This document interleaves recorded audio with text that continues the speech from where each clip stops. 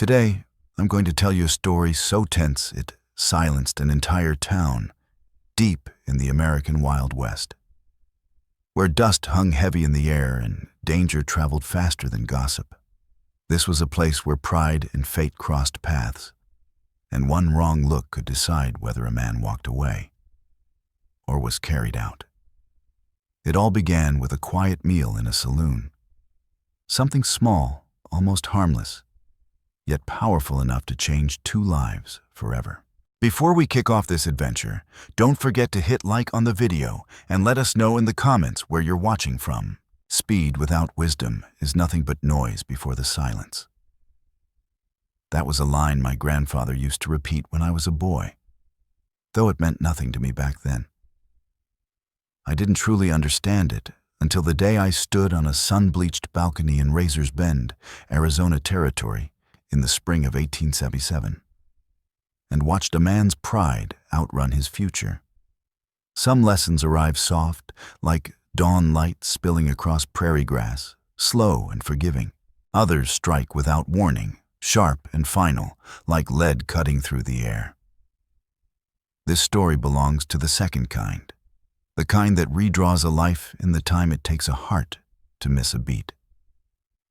People say pride comes before the fall, but that day, pride came before something far worse.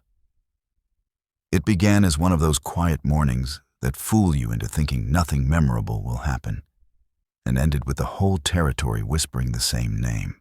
It was the sort of day where a single choice, made in anger, drew a line between breathing and bleeding. I was there. I know because I was leaning against the railing of the balcony above the Razor's Cover saloon, watching it all unfold with my own eyes. I saw neighbors drift into the street, heard murmurs turn into sharp, nervous silences, and felt that dreadful stillness that settles over a town when violence is about to break loose. And I saw him, an old drifter with a face worn thin by time, standing calmly in a faded poncho while the fastest gun in 3 territories leveled polished steel straight at his chest. What happened next is the reason this tale keeps traveling. From campfires in the desert to cold nights up in Montana. So take a breath, pour yourself some coffee, and listen close, because this is the day Cade Morik learned the hardest lesson a man can survive. That morning in Razor's Bend had started peaceful enough. I remember clearly because I was sweeping dust off the boardwalk in front of my general store when the stranger rode in. He was mounted on a paint horse that had known better days, its coat dulled by miles, ribs faintly visible beneath the saddle, moving with the careful, measured gait of an animal pushed too far without complaint. Still, it wasn't the horse that held my eye. It was the rider. He was old, somewhere between 65 and 70, though men shaped by the western sun rarely wear their years honestly. His face was etched deep with lines, tough as sun-dried leather, the kind that tells its story without saying a word. A poncho hung from his shoulders, bleached to a color that no longer knew whether it was brown or gray, patched with scraps from different places and different years. His hat was heavy with dust, its brim bent and reshaped by rain, wind, and long stretches beneath open sky.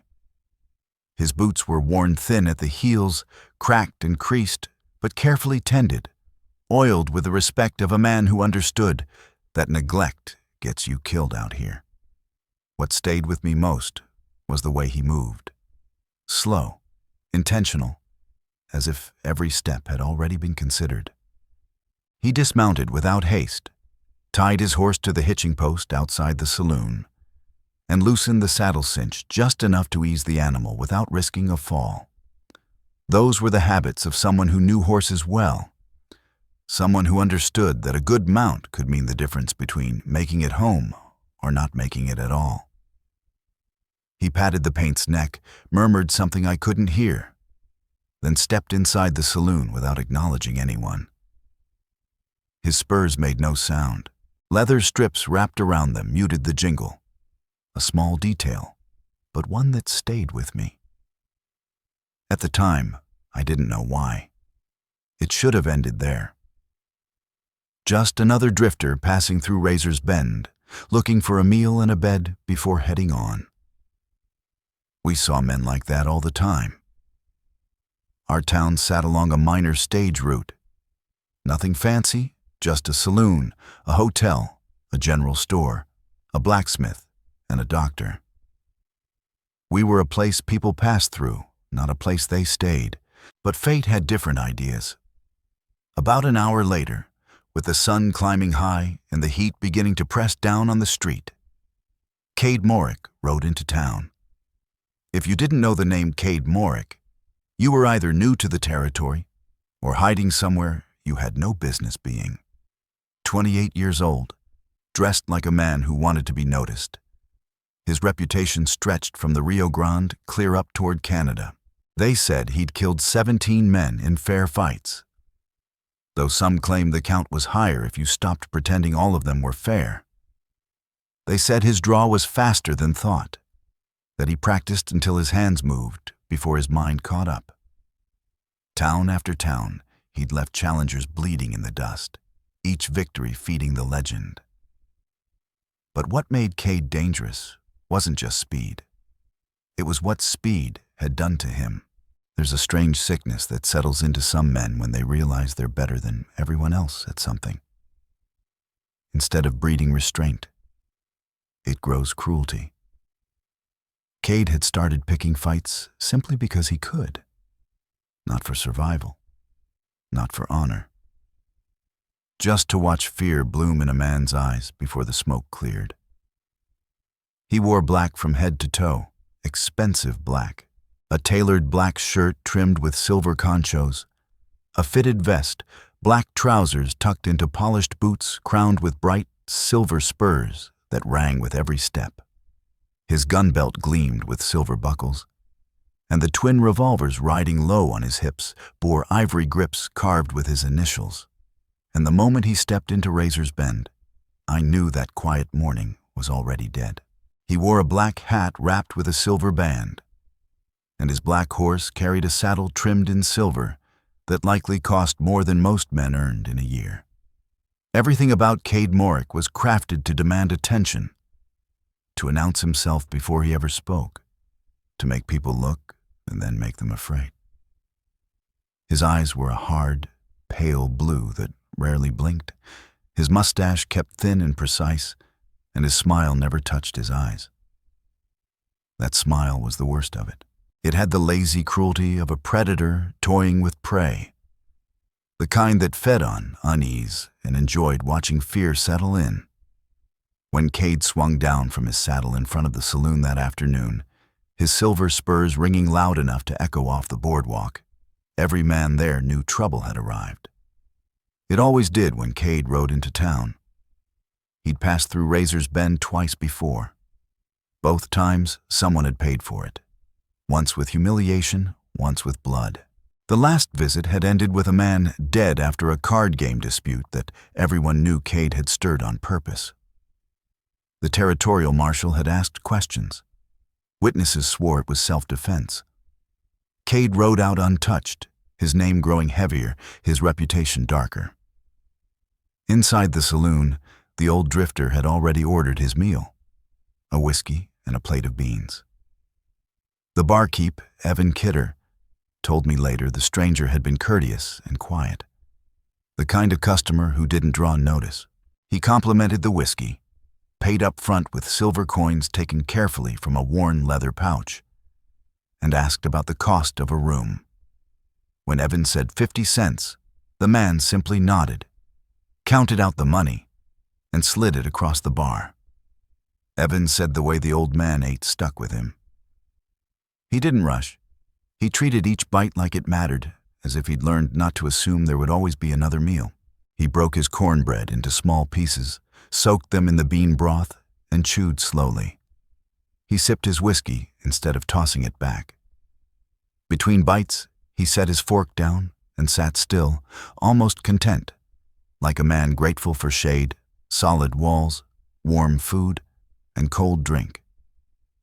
He'd chosen a corner table, the one with sight lines to both the front door and the rear exit, the one with a wall at his back. That should have told us something. Men don't sit like that by accident, not unless they've spent years needing to see danger coming. Men don't watch exits unless they've learned the value of leaving alive. But most folks missed those details. To them, he was just another drifter, passing time, maybe planning another whiskey or a quiet game of solitaire with the worn deck of cards he pulled from his vest. In a saloon that usually rang with laughter and loose talk, his silence felt almost calming. Then Cade Morik pushed through the swinging doors, and the room changed. The piano player, old Harlan Webb, froze mid-note, his fingers hovering uselessly over the keys of "Oh, Susanna." Conversations died as if snuffed out by a sudden wind. Men at the bar found reasons to sit down. Others shrank into themselves, suddenly fascinated by their boots or their glasses. 3 cowboys in the corner quietly gathered their poker hands and moved without a word, choosing distance over pride. Everyone knew what Cade's arrival meant. They'd seen it or heard enough stories to understand. He was hunting amusement, and in Cade Morik's world, amusement meant someone getting broken or buried. Someone would suffer before the sun set. Someone would become the tale Cade told in the next town. Another mark in his memory, another layer added to the legend. The only question was who. Cade's spurs rang with every step as he crossed the room, each movement slow and intentional. He didn't walk, he performed, like a man who knew all eyes were on him and wanted it that way. He hooked one boot on the brass rail at the bar, leaned an elbow against the polished wood, and gave Evan Kidder that same cold smile. "Whiskey," he said, his voice carrying through the silence. "The good kind, not the swill you pour for locals." Evan's hands trembled as he reached for a bottle of Kentucky bourbon reserved for men who paid well and left quickly. He poured a heavy glass. Cade lifted it, held it to the light, studied the color like a man pretending to care, then drained it in one swallow. He set the glass down hard, the crack sharp in the quiet room. Another. Evan poured again, his hands shaking worse this time. Cade took the second drink slower, turning as he drank, letting his eyes roam the saloon. He studied familiar faces, men suddenly devoted to their cards, their drinks, anything but meeting his gaze. Then his eyes found the old man in the corner. The drifter kept eating, calm, steady, as if the most dangerous gun in 3 territories hadn't just stepped inside. He didn't look up, didn't pause, didn't acknowledge Cade at all. That simple act, ignoring Cade Morik, was the most dangerous thing anyone in that room had done in a long time. Evan saw it. I heard later from 3 different men who swore they saw the same thing. They watched Cade's expression shift, just for a heartbeat, as something dark flickered behind those pale blue eyes. Cade Morik was used to fear. And this wasn't it. Fear, yes. Respect, always. Even hatred from time to time. But indifference, being ignored, that was new. And to Cade Morik, it was unbearable. He finished his second drink and set the glass down again, this time carefully, with a deliberate slowness that carried a warning of its own. He straightened from the bar and adjusted his gun belt with both hands, the practiced motion of a man who lived by the draw, checking the angle, the balance, making sure nothing would snag when speed mattered most. Then he started toward the corner table. His silver spurs rang with every step, a steady rhythm that sounded less like music and more like a funeral march. The old man finally lifted his eyes from his beans. Not startled, not uneasy. He looked up the way a man might if someone had spoken his name across the room. His lined face showed no alarm, only mild curiosity, as if he were waiting to see what sort of nuisance this might turn out to be. Cade stopped at the table and loomed there, waiting for something. Fear, admiration, recognition. When none came, when the stranger merely met his stare with calm, tired eyes, Cade's jaw tightened. His right hand slid to rest on the ivory grip of his revolver. He didn't draw. He didn't have to. Everyone in the saloon understood the threat. "You know who I am, old man," Cade said. His voice carried that sharp edge men get when their pride has been nicked and they're searching for a reason to turn irritation into bloodshed. The stranger took another spoonful of beans, chewed slowly, swallowed, and followed it with a small sip of whiskey. Only then did he look back up at Cade. Eyes steady, unimpressed, eyes that had seen too much to be moved by reputation. When he spoke, his voice was low and almost kind, roughened by age and years of smoke and cold nights. "Can't say I do, son," he said simply, and returned his attention to his plate. That word, son, hit like a spark on dry grass. Later, Evan Kidder told me Cade's face flushed beneath his sun-darkened skin, that his grip tightened on the gun, that for a breath or two the whole room expected shots to ring out right there. But Cade had enough control, or maybe enough hunger for spectacle, to drag it out, to savor it. "Name's Cade Morik," he said, his voice tight with restrained fury. "I've killed 17 men in fair fights. Every one of them thought they were fast, right up until they weren't. Every one of them died knowing they came up short." The old man nodded slowly, as if weighing the words, measuring them against some private scale. His face showed no fear, no admiration, just a nod, and then he spoke again, quietly. "That's a heavy thing to carry," he said, meeting Cade's stare. "All those ghosts trailing after you. Must make for lonely nights." Cade's fingers clenched hard around the ivory grip, his knuckles bleaching white. Around the room, chairs scraped softly as men edged closer to doors. No one wanted to be standing nearby when this finally broke loose. Evan had already moved to the far end of the bar, ready to duck. Harlan Webb had slipped away from the piano, lingering near the back exit with one eye on the street. "You trying to be funny?" Cade hissed, his voice dropping to a dangerous whisper that still carried. "You trying to disrespect me?" The stranger shook his head slowly, patient as a schoolteacher dealing with a stubborn pupil. "No, son, just telling it straight." Cade yanked out the chair opposite him and sat down hard, never letting his hand stray far from the gun. He leaned across the table, crowding the old man, trying to force intimidation through closeness when his name alone hadn't done the job. Up close, he could see the damage time had done. Deep creases in the skin, scars earned in weather and hardship, the marks of decades spent outdoors. But the one thing he wanted to see, the thing he expected, wasn't there. No fear. "Let me explain something to you, Drifter," Cade said, his voice low and cruel. "I didn't come in here looking for wisdom from some worn-out old man who's probably never drawn on anything worse than a bottle. I came looking for fun, and you're it. You're going to be the story I tell in the next town," he went on. "The lesson I teach about what happens when someone disrespects Cade Morik." The old man set his spoon down with a soft clink against the tin plate and let out a long, tired breath that seemed weighted with years. He pushed the plate away, beans half-eaten, cornbread untouched. When he looked at Cade now, there was something in his eyes. Pity, maybe, or sorrow, or just the weary understanding of a man who had seen young fools repeat the same mistakes across generations.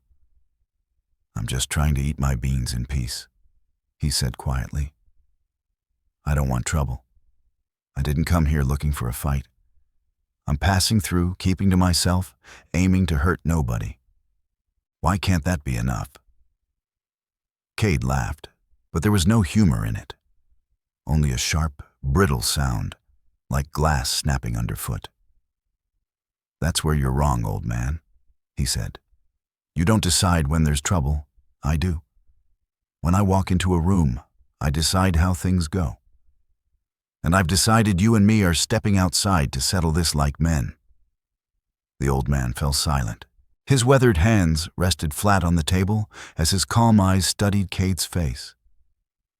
Not with anger, but as if he were searching past the bluster and cruelty, trying to glimpse whatever might still be buried underneath. When he finally answered, his voice dropped even lower than before, almost soothing, the way a man might speak to a skittish horse on the edge of bolting. "Settle what exactly? I haven't done a thing to you. I don't even know you." He paused, then went on, calm and unhurried. "I called you son out of habit, out of respect for someone younger.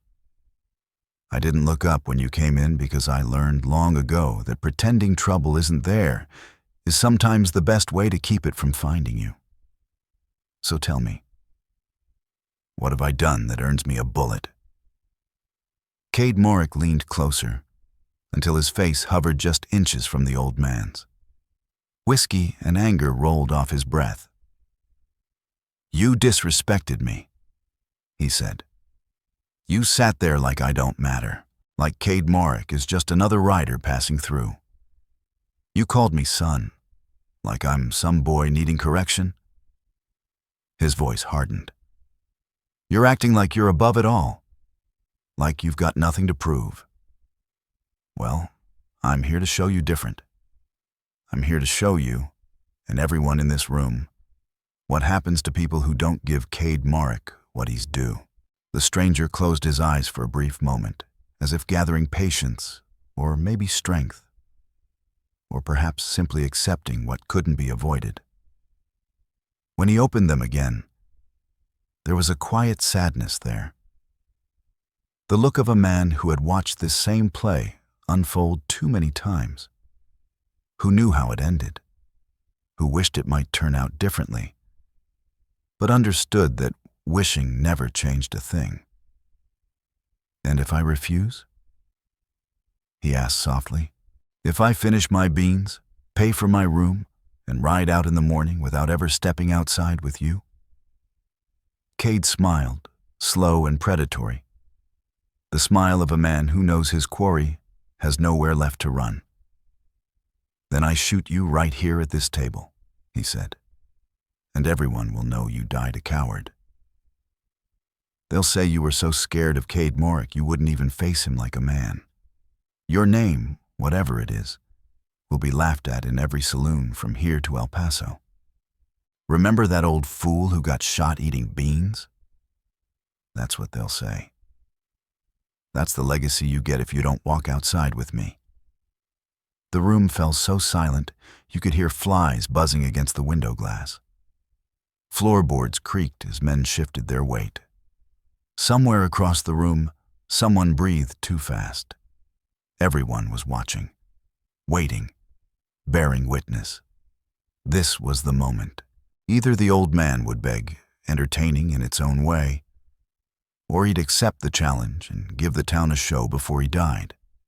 He looked down at his half-finished plate of beans, at the whiskey glass with only a single swallow left, at the simple meal he'd been enjoying before violence came looking for him. Then he lifted his eyes back to Cade, and something had changed. They were still calm, still steady. But now there was something else there. Something firmer, something that had been sleeping and had just woken up. It was the look of a man who had made a choice. A man who understood what needed to be done, even though he wished with everything in him that it didn't. He rose slowly, his joints protesting, the worn poncho settling over his shoulders as he stood to his full height. He was shorter than Cade, older, clearly shaped by miles and years and hard living. Yet there was a dignity in the way he stood. a quiet strength that had nothing to do with youth or size.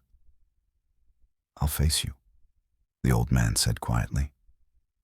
His voice carried through the silent saloon without effort. "But I want everyone here to hear this.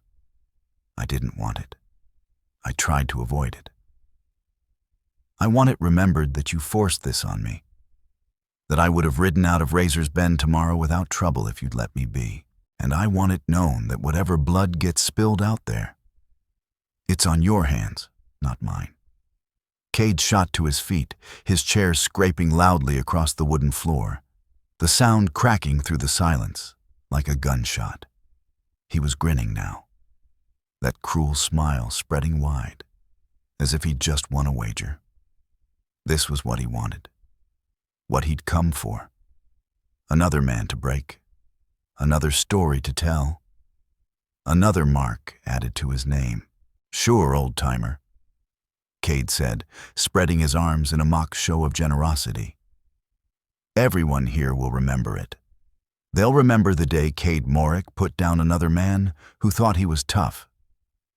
They'll remember you standing out there in the street, shaking in your boots, trying to draw that tired old gun before I put a round through your chest. That's what they'll remember." The stranger shook his head slowly. When he spoke again, his voice carried a strange certainty, like a man who could already see how this would end. "That's not what they'll remember," he said, "but you'll learn that soon enough." They moved toward the door together. Cade strutted like a rooster, spurs ringing, hands hovering near his guns, already playing to the crowd forming behind him. The old man walked without hurry, steady and untroubled, like he was stepping out to check on his horse or watch the sun sink low, like this was just one more task in a long life filled with things that had to be done. We followed them out into the street, spilling onto the boardwalk and the balcony above the saloon. In a town as small as Razor's Bend, word traveled fast. Within minutes, it felt like every soul had gathered. Shopkeepers abandoned their counters. The blacksmith left his forge. Mothers pulled children indoors. Men positioned themselves where they could see clearly and hopefully stand clear of the line of fire. I found myself back on that balcony, looking down at the dusty street where the two men faced each other in the afternoon sun. The light was harsh, throwing sharp shadows, stripping the world down to something raw and unforgiving. A hot wind swept through the street, lifting small dust devils, carrying the smell of manure, dry earth, and something else. Something electric, like the air before a storm was about to break. The air carried that sharp, unmistakable scent of violence about to break loose. Cade Morik stepped into the center of the street and made a show of it, tugging at his gun belt with deliberate care, flexing his fingers, rolling his shoulders like a prize fighter loosening up before the bell. He was performing for the crowd, giving them time to gather, making sure no one missed what was coming. This was meant to be remembered. About 20 paces away, the old stranger stood quietly, arms resting loose at his sides, his face hidden beneath the shadow of his battered hat. He wasn't posing, he wasn't bracing himself. He looked like a man waiting for clouds to move across the sky. "You carrying a gun, old man?" Cade called out, his voice cutting clean through the tight silence hanging over the street. "Because I don't shoot unarmed men.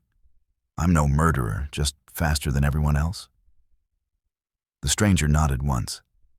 "I am." "Good," Cade said, that cruel grin still fixed in place. "Good. Because when this is done, I want everyone here to know you had your chance. I want it clear this was fair, that you were armed, that you could have drawn if you were quick enough." He lifted his chin slightly. "When you're ready, reach for it. I'll even let you go first. Give you a head start. Make it sporting." The old man didn't move. He didn't reach for his gun.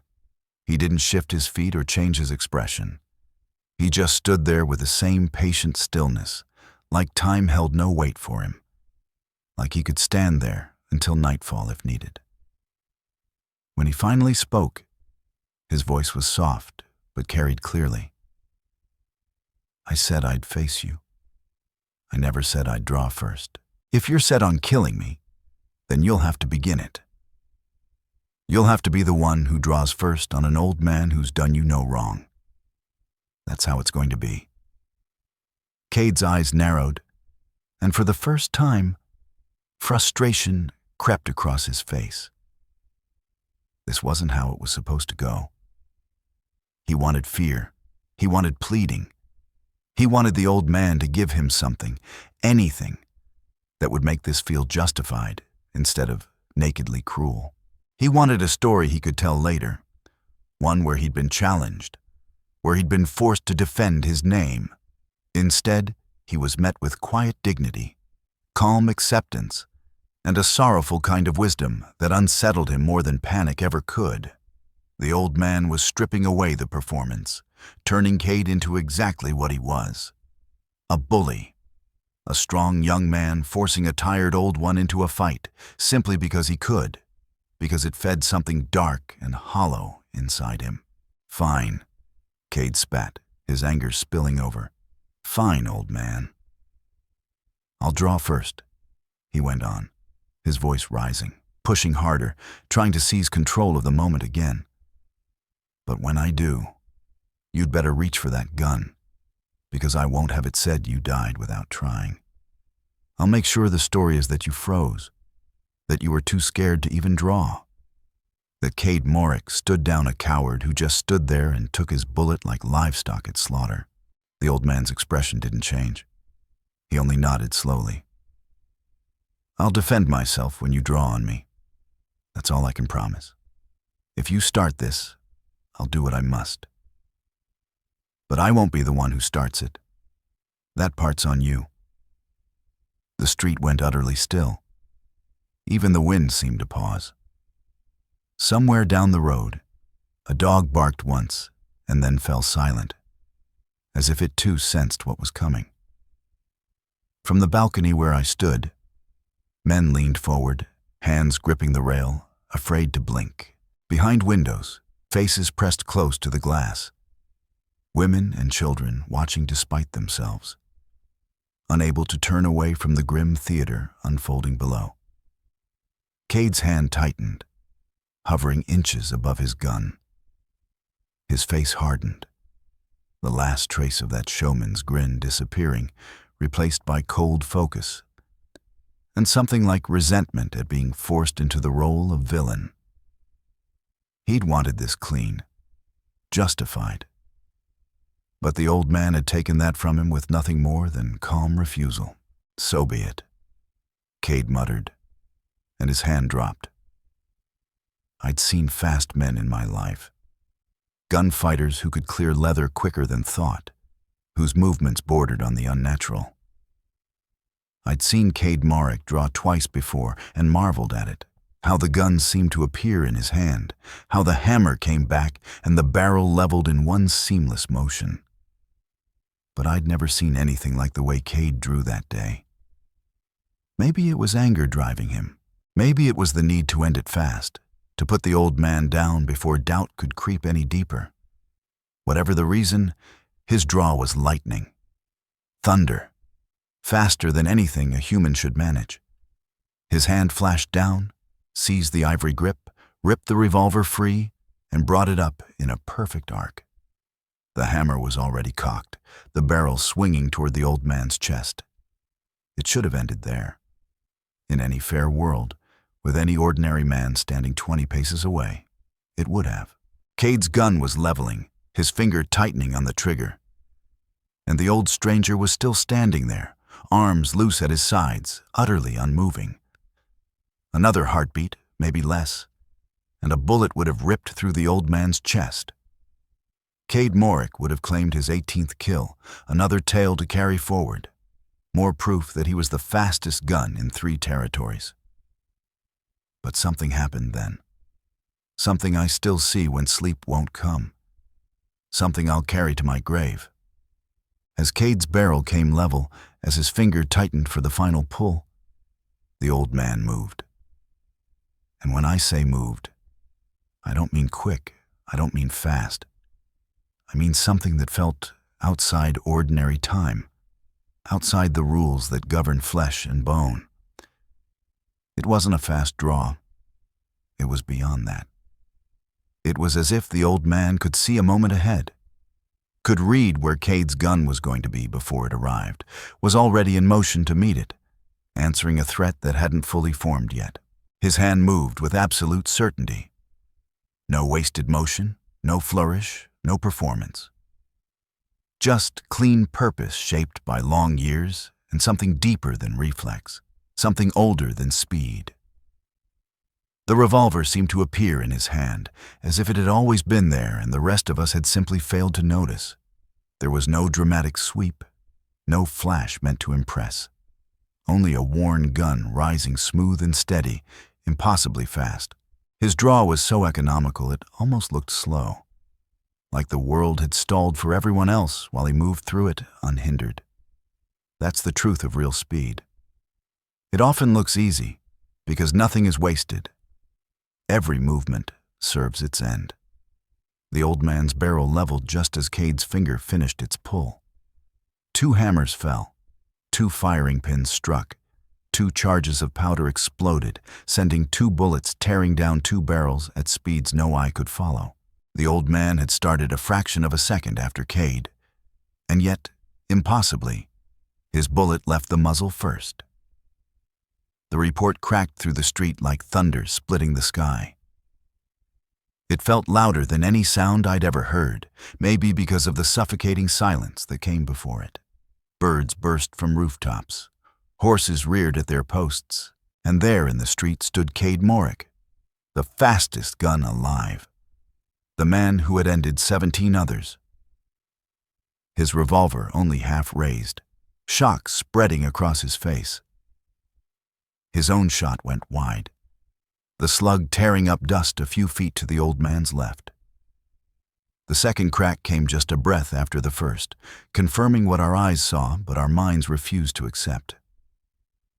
The drifter had been faster, not by chance, not by luck, faster in a way that defied reason. Cade staggered, his gun slipped from his hand. Both palms clutched his right shoulder as blood began to seep between his fingers. His face drained of color, his eyes wide, not just with pain, but with disbelief, with fear. He took one unsteady step back, then another, before dropping to his knees in the dirt, raising small clouds that hung in the still air like smoke. The old man remained where he was, gun still leveled, still trained on Cade, making sure there would be no desperate reach for a second weapon. Only when it was clear the fight was finished did he lower the barrel, slowly, carefully. He didn't holster it yet, keeping it pointed toward the ground, ready if needed, but no longer threatening. Then he walked forward. No rush, no triumph, just a man moving on to what came next. He stopped a few paces from Cade and looked down at him. There was no anger in his face, no satisfaction, only sadness, deep and unmistakable. Like a man who had watched this same ending too many times, who had hoped never to see it again, but knew better. "You'll live," the old man said quietly, his voice carrying through the stunned hush of the street. The round passed clean through, missed bone, missed anything vital.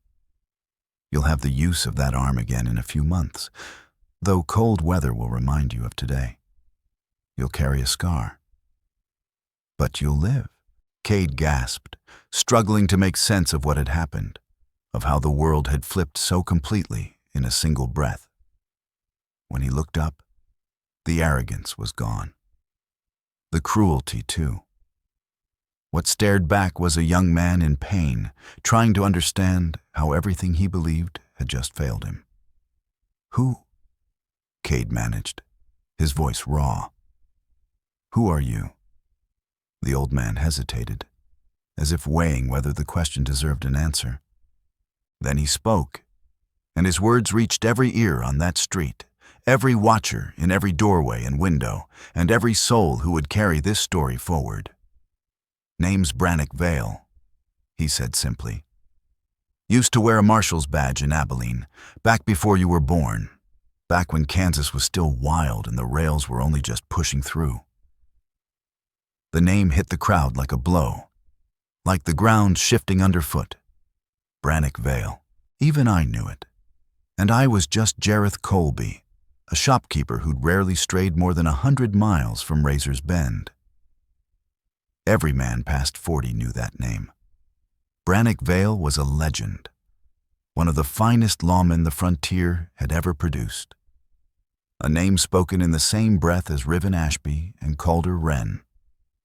His exploits had filled dime novels and newspaper columns from New York clear to San Francisco. They said he'd tamed Abilene when it was the roughest cattle town in Kansas, when the drives rolled in heavy with coin and trouble. They said he'd faced the Dalton boys alone during the Abilene bank attempt in '71, killed 2, wounded 3, and walked away unmarked. They said he'd tracked a murderer through a blizzard for 3 days and brought him back alive to stand trial. They said he never killed a man who didn't draw first, never took a life unless there was no other way. There had been no other way, they said. In his time, he'd talked down more showdowns than he'd ever shot his way out of. They also said he vanished nearly 15 years earlier, hung up his guns, and walked away from the life. Some swore he headed north, maybe into Montana Territory, maybe farther still, all the way to Canada. Others claimed he died quietly somewhere, that the great lawman slipped from the world unnoticed, unclaimed by the legend that once followed him. Most folks believed he'd simply grown tired of it all, tired of the name, tired of the violence, tired of the weight that came with a badge and the lives it took to wear it. They figured he was chasing quiet, trying to outrun the shadow he'd cast for so long. And now here he stood in our dusty street, looking down at Cade Morik with eyes worn by years and regret. The legend, old and frayed, wrapped in a faded poncho, who had only wanted to eat his beans in peace until the world demanded he prove, one last time, that the years hadn't stripped him bare, that when pressed, he was still Brannock Vale. Cade stared up at him like he'd seen a ghost, like the ground itself had split open and revealed something impossible. "You're Brannock Vale?" he rasped. Pain and disbelief tangled in his voice. "The Brannock Vale. Marshal out of Abilene." Brannock nodded once. "Was," he said quietly. "I left that life a long time ago. Been trying to live peaceful. Been trying to make amends for all of it. Even the things that were justified. I've been putting distance between myself and the marshal. Trying to just be Brannock Vale the man. That's why I didn't want this, son. Not because I was afraid. Not because I couldn't do it. But because I'm tired."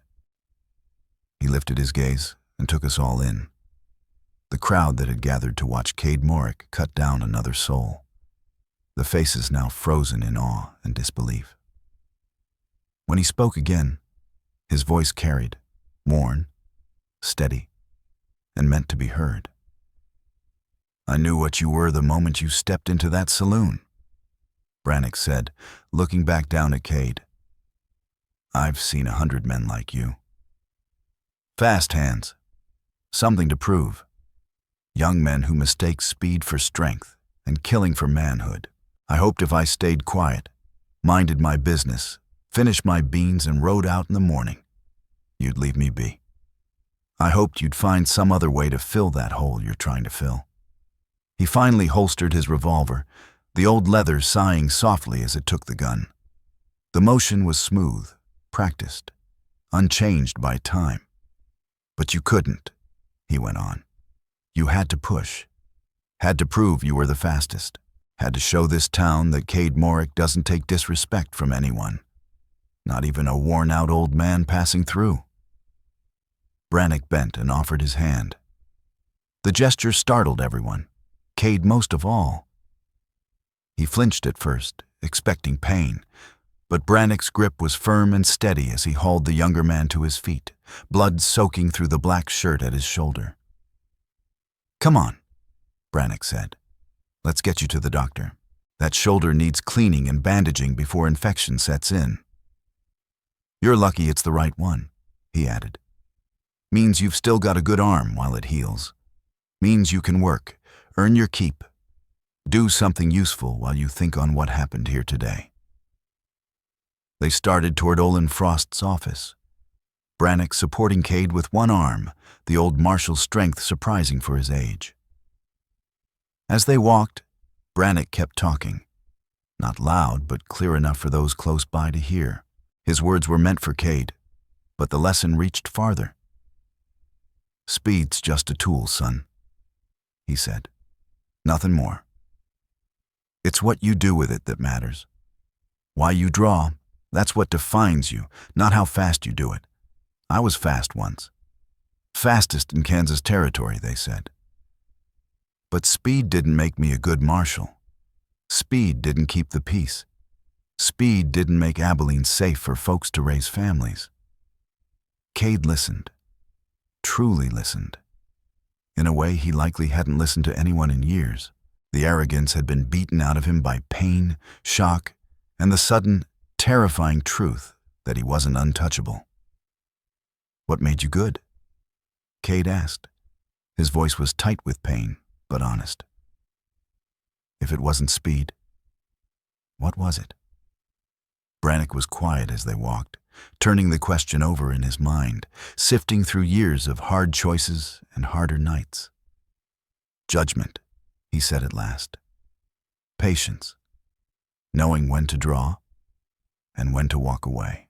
Knowing how to talk to angry men before anger turned deadly. Knowing that every time I pulled my gun, even when it was right, I gave up a piece of whatever peace I might find someday."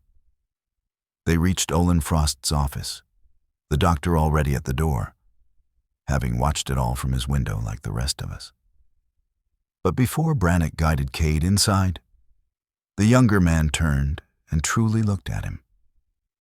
Not as a target, not as a rival, but as a man. "I've got 17 kills," Cade said softly. The pride was gone. The bravado too. What remained sounded less like a boast and more like a confession. 17 men, Cade Morik said quietly. 17 men dead because they faced me, or because I pushed them into facing me. 17 families who put someone in the ground because of my gun.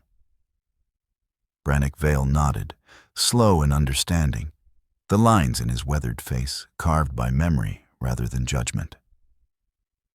"I know, son," he said, "and I carry more than that. 23 men over 15 years wearing a marshal's badge. 23 times I pulled this trigger. 23 times I watched someone fall.